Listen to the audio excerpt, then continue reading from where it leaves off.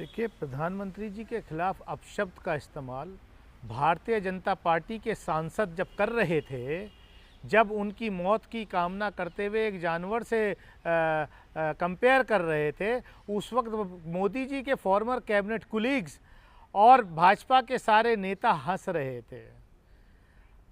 सिर्फ मैंने ही प्रोटेस्ट किया और मैंने कहा चेयर से कि माननीय प्रधानमंत्री जी के बारे में इस तरीके के रेफरेंस ये नहीं दे सकते, इसको एक्सपंज कीजिए। और जिस तरीके का आरोप, जो फर्जी आरोप निशिकांत दुबे मेरे ऊपर लगा रहे हैं, तो उसके लिए कोई सबूत लाइए ना। आपने वर्बल लिंचिंग तो मेरी करा दी, अब आप अपने समर्थकों को आप इंस्टिगेट कर रहे हो हैं कि बाहर भी ऐसा काम हो। प्रधानमंत्री का पद, वो उसके बारे में आपकी ऐसी सोच हो सकती है क्योंकि आपके संस्कार ऐसे हैं।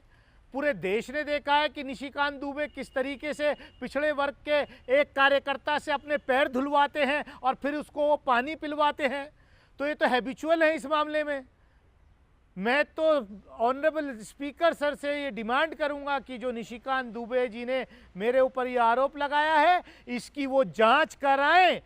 और अगर सबूत नहीं है, जांच में कोई सबूत नहीं है, तो ये विशेष अधिकार का मामला निशिकांत दुबे के खिलाफ बनता है, उनके ऊपर विशेष अधिकार में कार्रवाई करें। मैं बहुत कॉन्फिडेंस के साथ इस बात कह रहा हूं जी। रिकॉर्ड पे है, मोबाइल। क्या आपने नहीं देखा? आपने रमेश बिदूड़ी का भाषण नहीं सुना? सुनाऊं? एक मिनट सुनो। नहीं नहीं, सुनिए। वो क्या था? प्रधानमंत्री जी के बारे में क्या कहा? तो क्या कहा? मैं सुना देता हूं, नहीं सुना हो तो मैं सुना देता हूं। जो नैरेटिव सेट करने की कोशिश की जा रही है, मैं सुना देता हूं। तो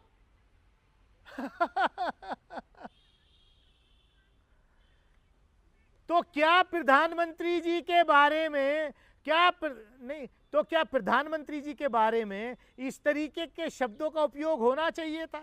इस तरीके का रेफरेंस देना चाहिए था जिस तरीके से रमेश बिदूड़ी ने दिया?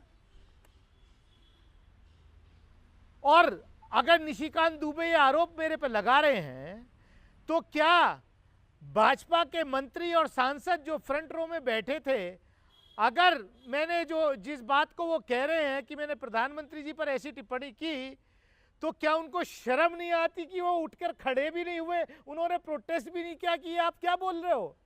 तो इसका मतलब आप चाहते हो कि प्रधानमंत्री जी को ये कहा जाए? शर्म आनी चाहिए। आप तो प्रधानमंत्री के पद की भी गरिमा को नहीं रखते। आपके संस्कार ही ऐसे हैं। यही सिखाया जाता है आपको शाखाओं में, यही सिखाया जाता है आपको मोदी जी की प्रयोगशाला में। पता नहीं किस किस के आरोप। अभी तो ये बीजेपी का क्राइसिस मैनेजमेंट ग्रुप 48 घंटे बैठने के बाद, क्योंकि देश और दुनिया को शर्मसार किया है बीजेपी ने, इसलिए वो कह रहे कुछ तो ऐसा निकालो। और मैं चैलेंज कर रहा हूं, कुछ तो निकालो। अभी जो हमारे देश की महिला खिलाड़ियों का यौन शोषण करने में एक्यूज्ड हैं, उनका भी मैं देख रहा था। अभी वो कह रहे थे कि दानिश अली का आचरण जो है वो हमेशा टोका टाकी करते हैं। तो भैया, मुझे देश की जनता ने, काहे के लिए मेरे क्षेत्र की जनता ने मुझे चुन करके भेजा है?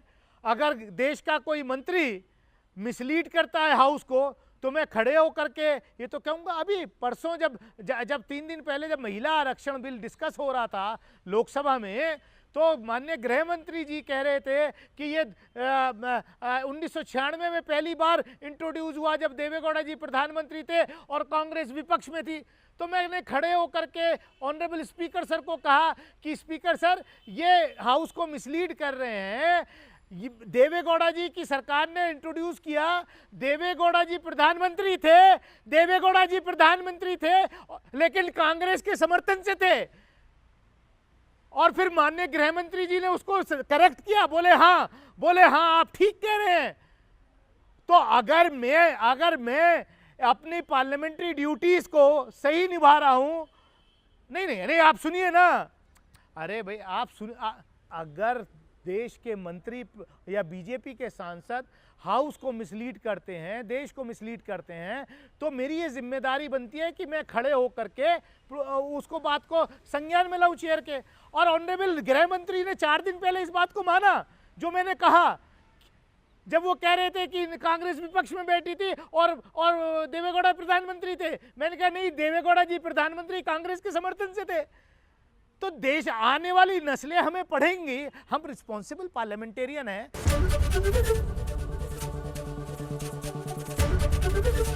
एबीपी गंगा, खबर आपकी, जुबान आपकी।